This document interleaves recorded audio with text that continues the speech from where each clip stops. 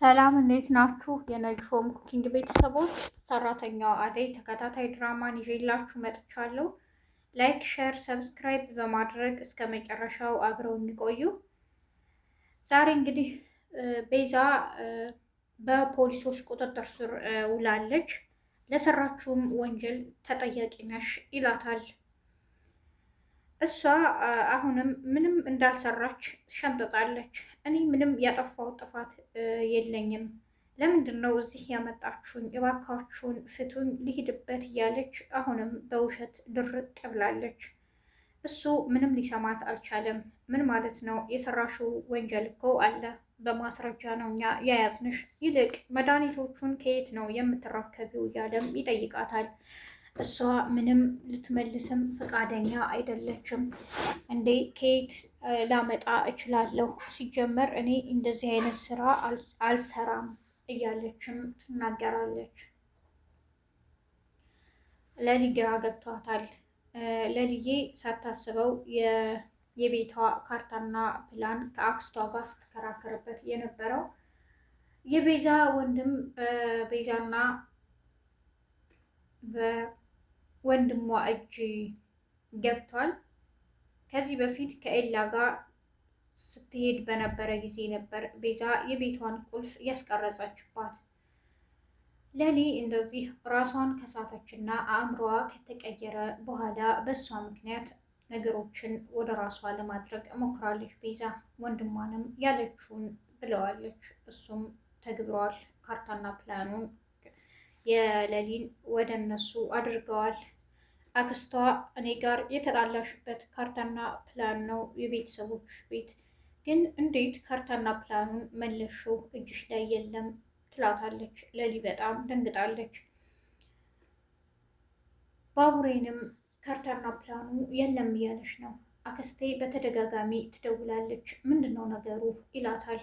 ትለዋለችም ይህን ነገር ሊያደርጉ የሚችሉት ቤዛና ወንድሟ ናቸው። ምክንያቱም ከዚህ በፊት አንቺ እንደዛ ታሞሽ በነበረ ሰዓት የቤዛን ወንድም እዚህ አግኝቼዋለሁ ይላታል።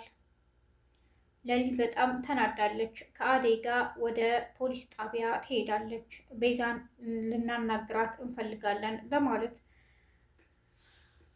ኢንስፔክተሩም እሺ አናግሩ ይላቸዋል። ቤዛ አሁን የምንጠይቅሽ ጥያቄ አለ። አንቺ ጋር መነጋገር በጣም ደክሞኛል፣ ሳስበው ራሱ ያመኛል። ምን አይነት ክፉ ሴት ብትሆኝ ነው ለሰዎች ይህን ያክል የምታስቢው? ምን አድርጌሽ ነው ትላታለች ለሊ።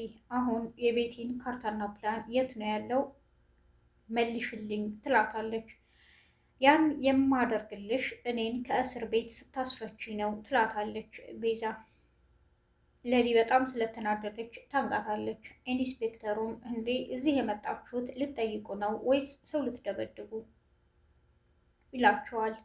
አደይና ለሊ አይ አይደለም፣ ነገሮች ገፋፍተውን ነው፣ የምትናገረው ቃል መጥፎ ስለሆነ ነው ይላሉ።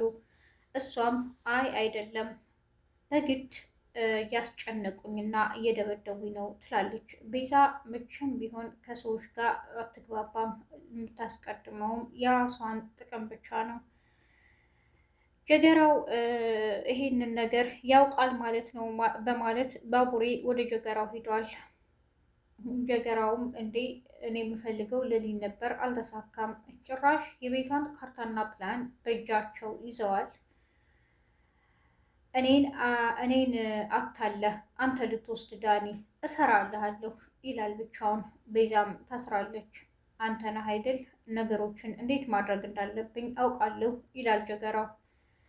የቤዛ ወንድም እህቱ ሊጠይቅ ወደ እስር ቤት ሄዷል።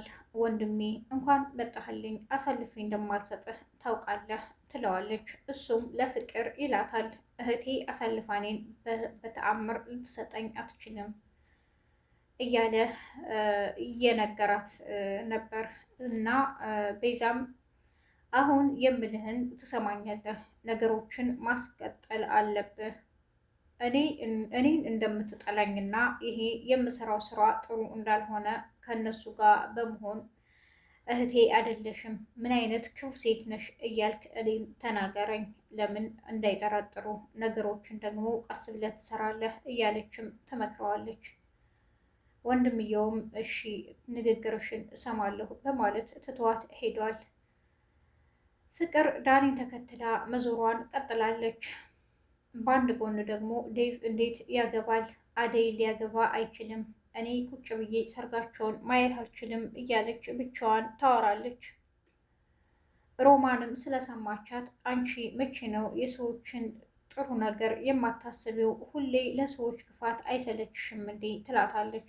እያዳመጥሽኝ ነበር ትላታለች። አዎ ከዴቭ ጋር ስታወሪ ነበር። ላዳምጥሽ መጥቼ አልነበረም፣ ግን አጋጣሚ ሰማሁ። ጥሩ አይደለም እያለች ትነግራታለች። ሮማን ናት እኔን እንደዚህ የተናገረችኝ እያለች ፍቅርም ትንጨረጨራለች። አሹ በፍቅር ይስቃል። እኔ ምልሽ የት ሂደሽ ቆይተሽ ነው? ያ ዳን የሚባል ሰውዬ ጋር ምንድን ነው የምትሯሯጪውም? ይላታል። አንተ ጥበቃ ነህ፣ ምንም የሚመለከትህ ጉዳይ የለም ትለዋለች።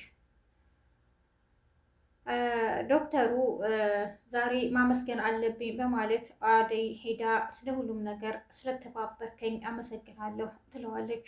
ይህንን ውሳኔ ልወስን የቻልኩት ያኔ አንተ ስለመከርከኝ ነውም ትለዋለች። አሁንም እዚህ ብዙ ህሙማን አሉ፣ በየጊዜው እየመጣሽ እንድታያቸውና እንድትጎበኝ ፈልጋለሁ በማለትም ነግሯታል። ሩታ ወደ ሆስፒታል በመሄድም አሞኛል ልቤን ዛሬም ዶክተር ትላለች። ዶክተሩ ግራ ገብቶታል። አሞኛል ታያለሽ፣ አትታከሚም፣ ትሄጃለሽ፣ ምንድነው ችግርሽም እያለ ይጠይቃታል። አይ ሌላ ጊዜ በቃ ትላለች። አሹ እኔ ጠርጥሬያለሁ፣ አንቺ ልጅ እዛ ሆስፒታል የሚያመላልስሽ ነገር ምንድን ነው እያለ ሩታን ያበሽቃታል። አሹ ደግሞ ምን ሆነ ነው እንዲህ አትናገረኝ ትላለች። ኩኩና ዳይመንድ አሁንም ንትርካቸውን ቀጥለዋል። ቅምጥል በኪንጎ በጣም ተናዳለች። ለምንድን ነው ስልክ ስደውል ስልክህ ቢዚ ነበር፣ ከማን ጋ ነው የምታወራው? በማለትም አሁንም ቅናቷን ቀጥላለች። ማዘሯ ራሴን እያዞረኝ ነው፣ ምን ሆኜ እንደሆነ አላውቅም ትላለች። የፍቅር እናት እኔ በጣም ደስ ብሎኛል፣ ሰርጋችሁ ሳምንት ነው፣ በቃ በጣም ደስ ይላል እያለች ዴቭን ታወራለች።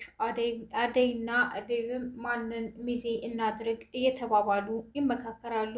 አደይ የኔ ሚዜ የመጀመሪያ ለሊ ናት ትላለች። እሱም በቃ ባቡሌና አሹ ዳይመንድ የኔ ሚዜዎች ናቸው እያለ ይነግራታል። አደይ በጣም ደስ ብሎኛል ትላለች። እነሱ ካሉ ሰርጋችንም ይደምቃል ትላለች። የዛሬው ክፍል ይህን ይመስል ነበር። ነጅሆም ኩኪንግን ላይክ፣ ሸር፣ ሰብስክራይብ በማድረግ እስከ መጨረሻው አብራችሁኝ ስለቆያችሁ አመሰግናለሁ። በያላችሁበት የዓለም ጫፍ ሁሉ ሰላማችሁ ይብዛ። መልካም ቀን ባይ